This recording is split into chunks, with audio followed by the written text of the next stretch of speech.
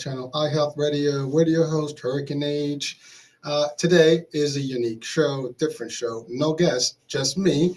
And as you can see on the screen, it's Health Hospitality. This is our second Health Hospitality show.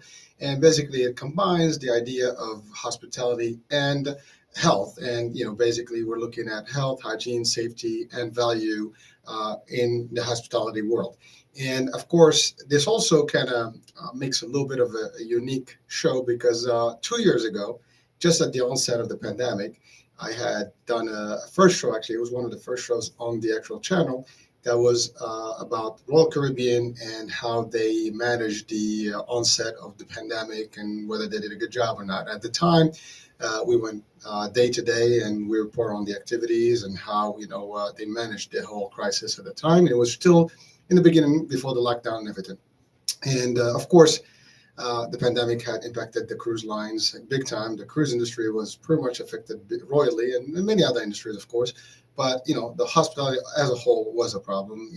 And of course, with the cruises, there's always the risk, and people are leery and not sure whether they want to go on a cruise. Is it safe? And so on and so forth, because it's confined spaces. Well, today we're gonna kind of cover all that, and also I'll share with you guys some of the updates on the cruise and the practices and things like that happened today. Now, I happen to have been on a cruise a second time, which was basically February 2020, and this was February 2022. So 2 years to the mark, really. And again, it's not about me going on the cruise. It's about doing the actual investigation and just experiencing it, at firsthand. And I have to say, I am a cruise fanatic, so I actually love and enjoy vacationing, on a ship. I just find it a very easy way to vacation. You don't think too much. You just get your luggage, get ready, drop it at the curb, and basically you're on the ship for a few days, and you don't have to worry about a lot of things, and everything is pretty much cooked for you. You just have to pick what you want to do as activities and so on and so forth. But of course, we are on the Health Channel and the Health Radio, so we want to make sure that we always cover the health topic and the health theme.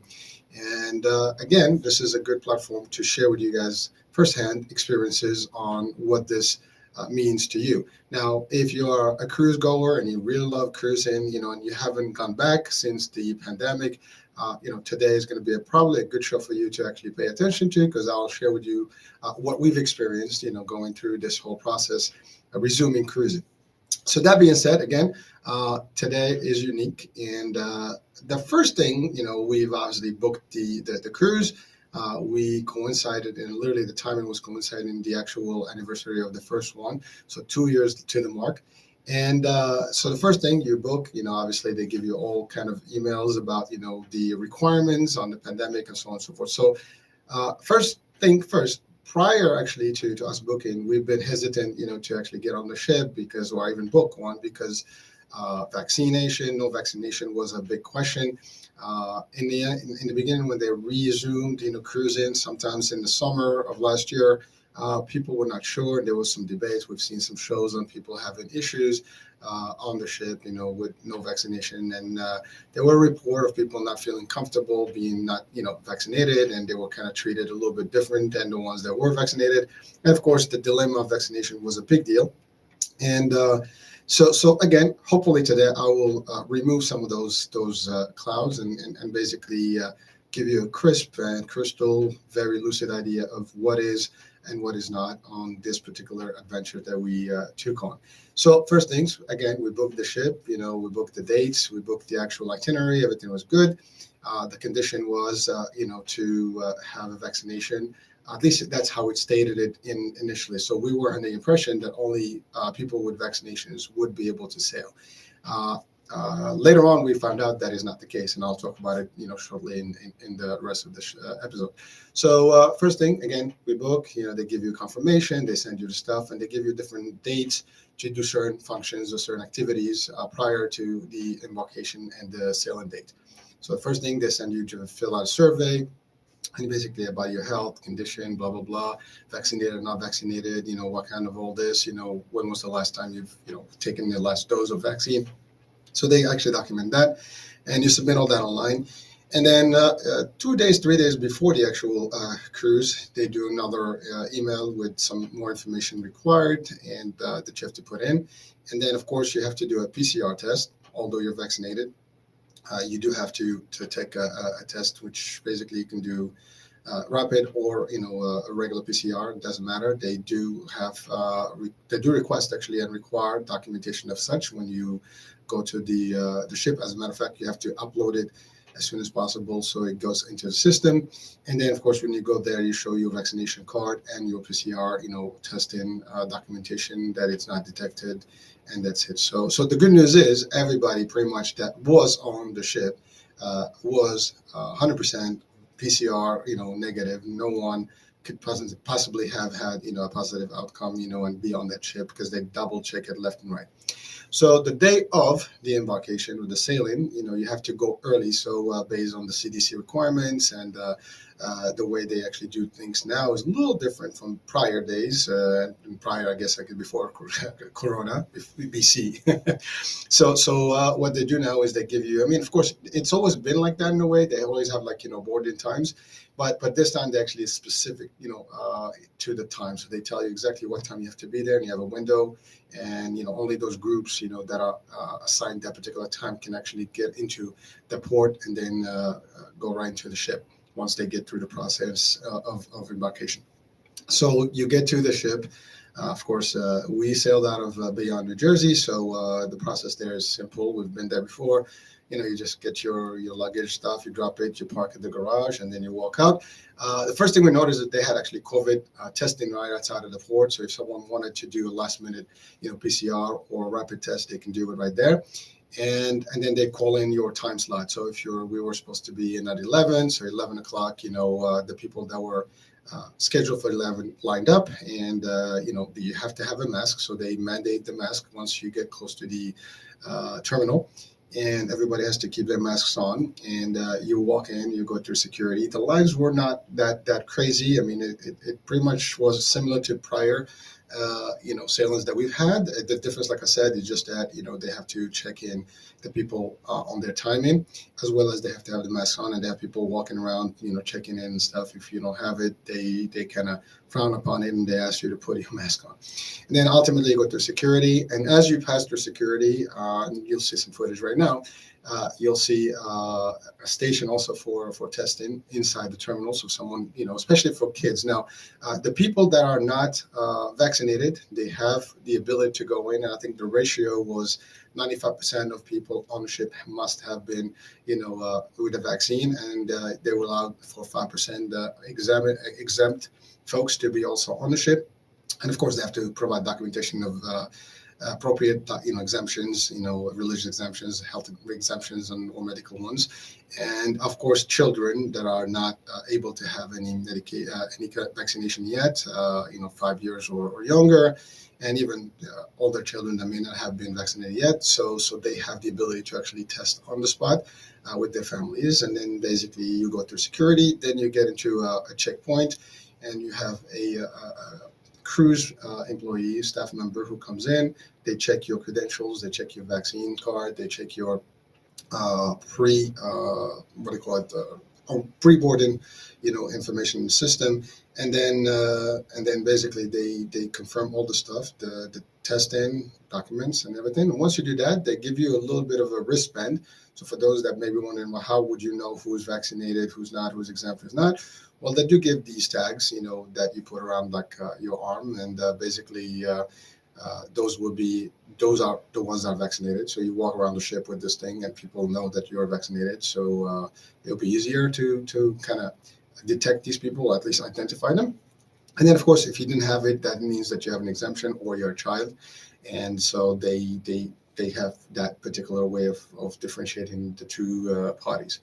And once you go now, of course, I have my opinion about that. I mean, in essence, if the percentage or the majority of the ship was vaccinated, I mean, I would have, potentially requested, or at least, as an operation, procedure, I would have made it the opposite. So the ones that didn't have the actual vaccination would have those tags, or I wouldn't even want them to have wristbands. I would put it on their cards, maybe a different color card, or maybe just like when you go and get some services within, the cruise ship, they give you stickers and things on your card, and also on your profile. Basically, everywhere you scan, you tap your card, and basically they can see that you're vaccinated or not.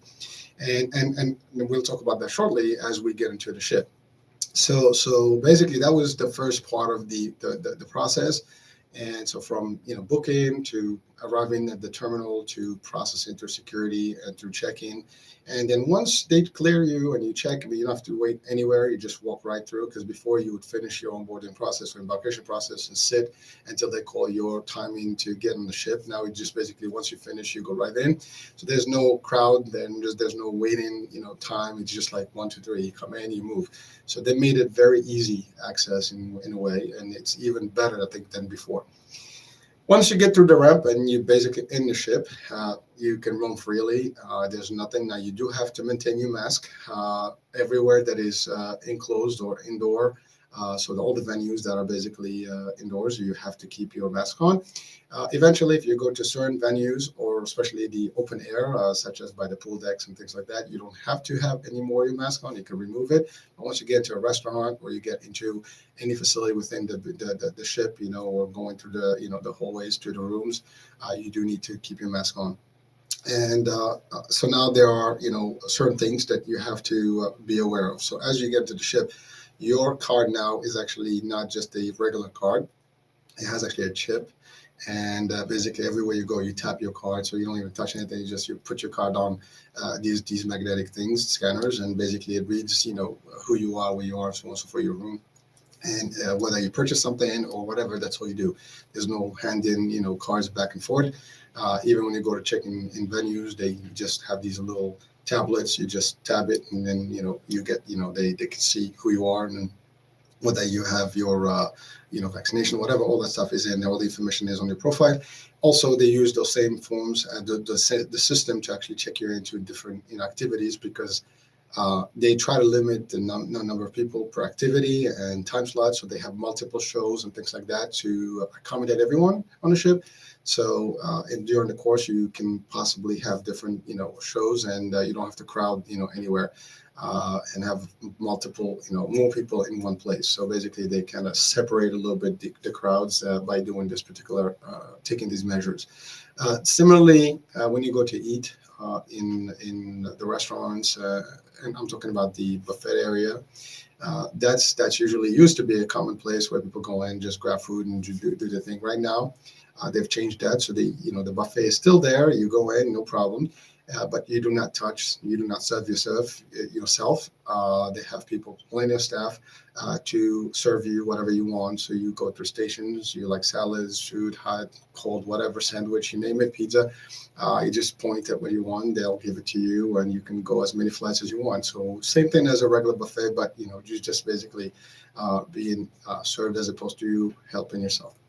And the other thing on these particular restaurants is they do have, like, you come in from one side, you come out the other one, so there's no, facing each other. There's no clutters. They try to avoid as much, where there's too much traffic, where people are in one place. And then when you sit at those tables, basically they have alternate tables. So one is empty, one is, available. And when it's available and someone, walks out of the table and it clears for the next guest to come on, you don't sit. They have these stickers on, these little tags, and they have to clean it first, and it shows basically clean, ready to, unavailable or unavailable. So when you approach a table, if it's not ready, you don't sit until they actually clean, and they have people dedicated to just walk around and make sure they wipe everything for you. They clean it, super clean and ready for you, sanitized. You don't have to worry about it, and you sit comfortably. Also, when you get into any venue, doesn't matter, you have hand sanitizer, stations everywhere. So you basically can get a pump. Sometimes they don't have, physical standing sanitation zones, but you actually have people literally with, hand sanitizers available to you. They also have masks. If you drop your mask, you break your mask, any of the venues, they can give you also masks. They also leave a couple of masks for you in your stateroom. And the other thing is, so when you walk into the buffet, as soon as you do that and you clear your card and you do your hand sanitizer, they have also a cleaning station or sanitizing station. So they have water, soap, and all the stuff. So you go through it before you even get into the buffet area. So basically, you walk in clean, you come out, there's very little chance for you to actually cross contaminate or touch anything else. But of course, there's always room for that. But people could argue that. But the end of the day, it's pretty. They did a terrific job as far as the hygiene piece and the safety and the measures that they took. They're really up there in terms of maintaining and making sure that you have very little or potential of getting any bug or any type of, not just the virus, the corona, any other type of problem, right? So that's that. So again, that's in terms of the food. In terms of the activities, as I said, you book different shows. You come in. If you don't have a reservation, chances are you may not be able to access. But what they recommend, you come in a few minutes before a show begins. And if people didn't show up, they have a few openings still available or seats available, they can still check you and do this. The one thing that they have is that different venues have different abilities. For example, those that have exemptions versus those that are vaccinated, they have different seating arrangements. So, for example, if you go to the theater, which most of these ships have nice theaters where they play their Broadway shows and the musicals and stuff like that. They normally, before, back in days, everybody goes in, whatever, you pick a seat and you go balcony or just the main hall. It didn't matter. And today, in this particular sailing, the way they do it now after the pandemic is that if you are an exempt and you don't have the vaccination, you do not mix in, within the actual vaccinated crowd. So they have them separated. The top on the balcony will be exempt, no vaccinations, and the bottom will be all vaccinated. And of course, if you're in the vaccinated area, and this happened in the mid of the cruise, they actually had switched it a little bit. And within the last couple of days of the sailing, they actually had it on their compass, which is their daily newsletter or itinerary of activities. They pretty much, kind of indicated that if you're in a venue that is designated for vaccinated guests, you can actually remove your mask within that particular place. And so basically, if you're in a venue that is purely vaccinated, guests, worthy, basically you will be able to sit without no mask, and so you can just chill normal. Now, ultimately, if you go to a restaurant or any cafeteria on the ship, you sit down. Once you sit on table, you move your mask and you eat normal, just like we do now in any of the cities around the world. But once you start moving out of your table and you move on or around and about in the ship, you have to actually maintain the mask in, which is a little bit annoying. I mean, ultimately, it's not an easy thing, to keep the mask 24/7. I mean, obviously, you do sleep, you do get to your stateroom, but when you're in public, you have to maintain it all the time. I mean, the staff, that's an important piece. I'm going to talk about it in a minute. They cannot remove their mask whatsoever. They keep their masks on 200%. As a matter of fact, prior to our sailing, there were actually a couple of sailings before, they had 2 masks on mandatory. And each and every one of the staff members, they have to have, they could not possibly even be on the ship if they didn't have full vaccination. And they maintain them as the new boosters come out. They make sure that they all get those boosters in. And that's how they've been maintaining the order and safety of the staff and the health of the staff to ensure that they don't have any issues. Also, another thing, they did not allow the staff to actually come out at port of call. That was something back in the days. When we get to a port of call, the staff also, they have an opportunity to go shop around and buy stuff and just decompress a little bit of the ship. During this pandemic, format now, post-pandemic format, the staff did not have an opportunity to leave the actual ship, so therefore they stayed, for months without even stepping foot out of the ship, which, from a labor, stand, it's a very difficult thing.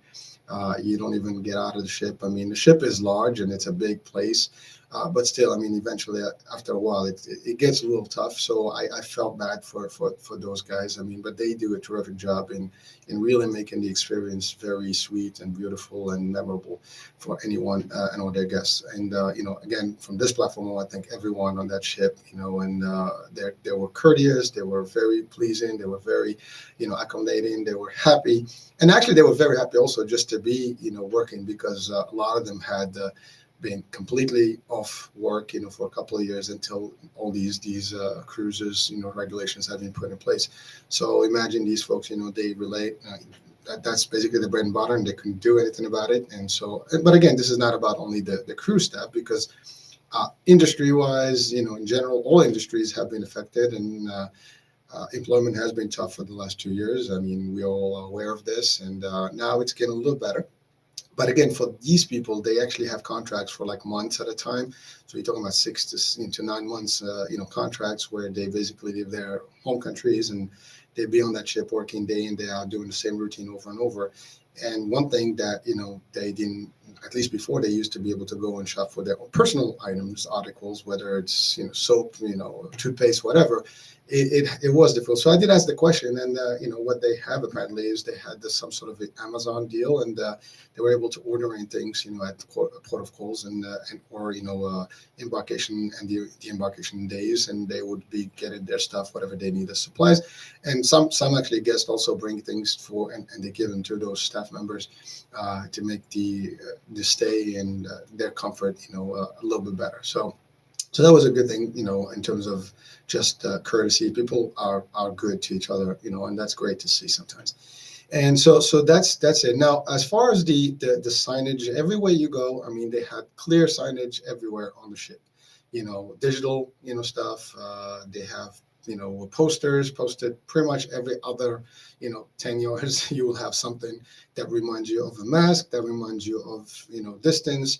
The elevator banks, they were very, very well, there's a lot of signage there to make sure that you don't have any issues, and that to remind you of taking those precautions.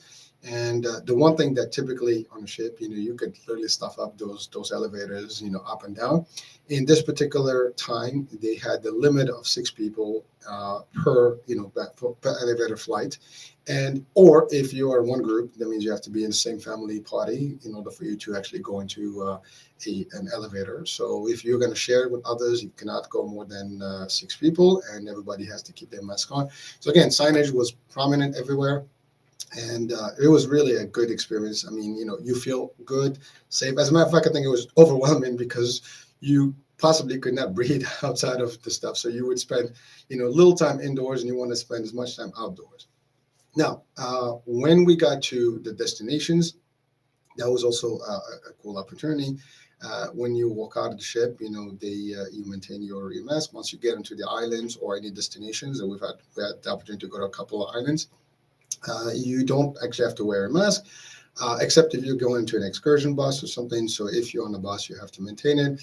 If you're on the upper decks, for example, on double deckers, and it's open air, you might, be able to remove the mask. And that was just optional. Of course, a lot of people kept their mask on, especially if you go into foreign, countries and foreign islands.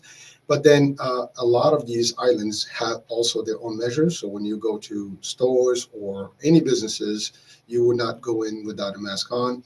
And so only if you're in the open air, like outdoors, which would be standard everywhere around the world these days. Now, what we did here, that eventually after we got off the ship and throughout this course of the week now, this new sailing that just left, they had actually lesser, restrictions in terms of the masking, and it became more optional. So I think we're getting closer to the point where masking, and we do know that eventually by mid-March, the federal government has potential ideas of removing those things. Now, of course, we don't know if that's going to be a guarantee or not. It might have an end in sooner than later. Maybe it will be a little longer. But I think there's light at the end of the tunnel. So I think the masking will go away. But I think the measures that have been put in place on the ship, I mean, they're definitely real good measures. Excellent measures of prevention.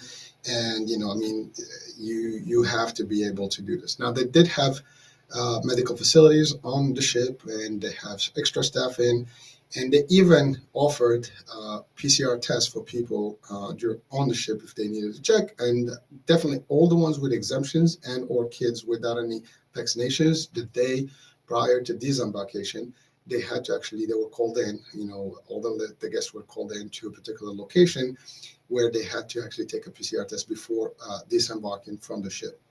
And so that was another thing. So again, they were really ready and had all the preparation, all the measures, all the measures in place to ensure that the sailing was smooth from the embarkation to disembarkation to port of calls, and that you would not experience anything else. I mean, they were cleaning left and right. I mean, that ship was mint, and you will see on the footage right now. It's a pretty clean ship. I mean, there's not even dirt on that thing. I mean, they don't keep. I mean, I think the bugs, the viruses, the bacteria, they didn't want to be on that ship because it's just so much sanitation going on. It's not even funny.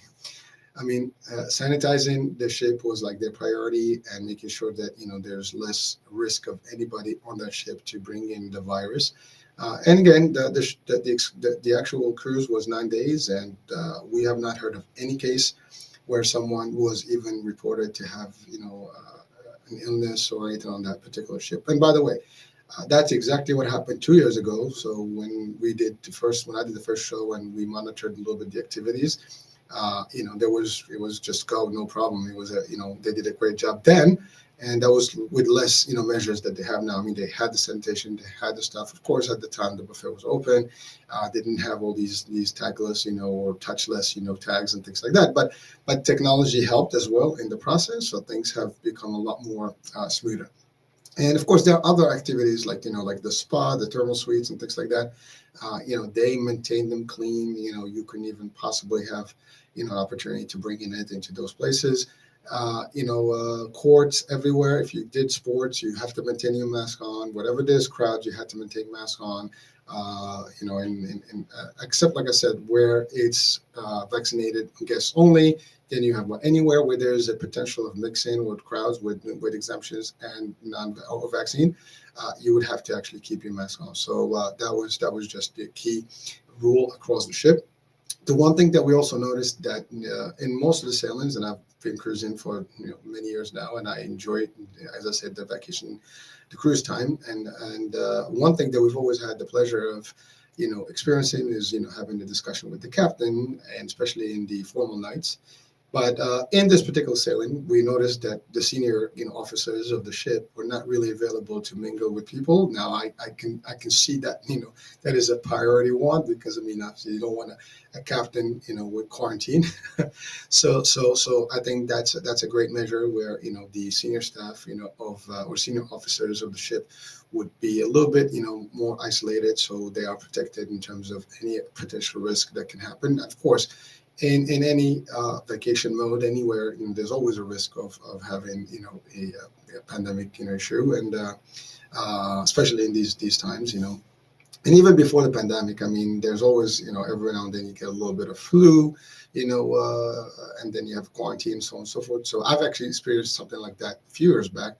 We were on a ship, and during the mid period of that sailing, there were a couple of staff members that came up with a flu, and they were isolated. And then from that point on, they actually had stopped the buffet, and they started serving. They had the one option, you walking from one area to the other. So those measures are not really that new to them.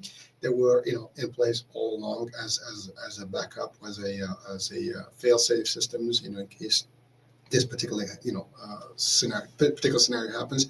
But it was just a fun opportunity. So for anyone that is fearful, not sure, not secure, not ready yet, again, I mean, that was my experience. I'm sharing it with you, and I'm sharing with you what's been in place. Of course, you have to be convinced that this is the right way for you to vacation. I still think that it's nothing any different from being in a resort or in a hotel, or going on a plane or a train or anything. I mean, there's that risk everywhere. And so at the end of the day, it's, life must go on. And if you really enjoy cruising and enjoying vacation, I felt that it was very safe.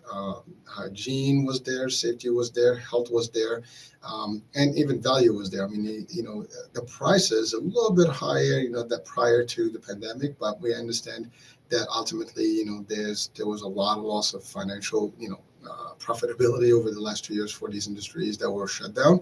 And but there's still good deals going on, and they were a little bit more aggressive in terms of the pushing some of the services and beverages and things like that, and they just try to sell more. But that's not new to the industry. I mean, they always try to. I mean, they have a lot of activities in there that you can buy, and of course, there's a lot of stuff that's already included in your trip and your package. But you have options to buy stuff you want more, and they did a little bit, just a little bit, maybe I would say 10% more than what they did before, and that's it. But overall, the staffing, they were very, very happy. They were very grateful to be back. They were working hard and really, helping people to have a great experience and taking good memories with them back. And so that being said, I think that my judgment, my assessment would be on the scale of 1 to 10. I would give them a 10. I mean, they did their job. I don't think they can do anything more that they did, and even they did a little bit more than they should, I think. But that's me. But at the end of the day, it is a go concept for me. So this is definitely a thumbs up, and go for it. If you really want to be in the ship, you can, and now it's the right time. It's just a fun place to be. Good times, very relaxing. You can do everything that you want on the ship. If you like to watch good art, good musicals, good Broadway shows, they actually bring to you. Comedy, you name it, jugglers, worldwide renowned, performers are out there. Great, music, venues. They have so many, so many, so many talented shows, and talented bands actually playing different things and programming. There's movies, there is activities. I mean, this particular ship, Anthem of the Seas, they had even bumper cars. They have, a lot of different things that you can really enjoy.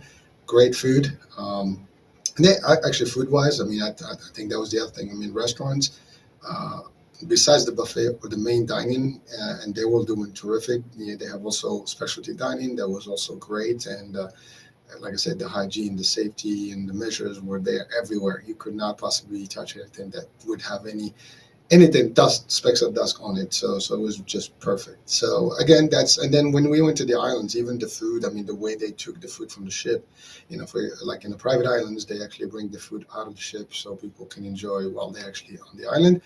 For those people that have never been on a cruise, this stuff sounds a little weird, but yes, I mean, there's a lot of cool things that happen. And as you can see, some of the footage that that's covered right now, you will see exactly what I'm talking about. But it's pretty good stuff. I mean, the ship is just a walk, literally a floating town with everything. I mean, it's a hotel, but it's pretty much more than a hotel. There's a mall in there. There's stores. There's anything. There's it's just a big facility. It's a big piece of equipment that's moving on the sea, and it's got a lot of different moving parts, a lot of staff. And I mean, the ship was this particular ship could actually carry more than 4,000 passengers, and I think we were only at 2,200 passengers. So it was actually less. It was maybe like 60% capacity of the normal. Now, I'm not sure if that was by design or that was just that how many people actually are on ship, because people are still leery about going on the ship. But just this last week, I mean, the largest ship in the world has started sailing, and it's actually, I think it was in Cape Canaveral in Florida, and that's the Wonder of the Seas.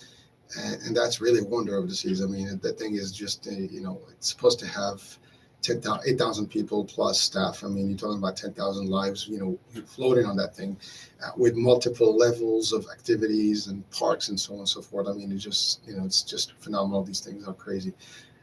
But again, that's my enthusiasm about cruising. So, but I can tell you guys, if you haven't been on one, you're missing it.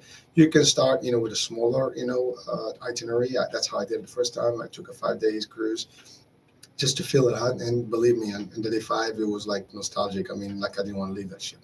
And from that point on, I mean, it's just history. We've been going. I mean, the last years it was almost, painful because we could not be on the ship for, just there was no ships. And then at the end, when they started, we were still debating yes, no vaccine, no vaccine, all the stuff going on ships, safe, not safe. But again, from a personal experience, we had fun. From a health experience, from a channel experience, from a production experience, I had enjoyed actually, going and experiencing this and talking to people and seeing what's been in place. And like I said, it was just a very smooth operation. It was a very smooth sailing. Literally, we had a great time and look forward to the next one. So, again, uh, if you really enjoy it, if you haven't been into it, maybe it's something to look into it. So have fun, enjoy.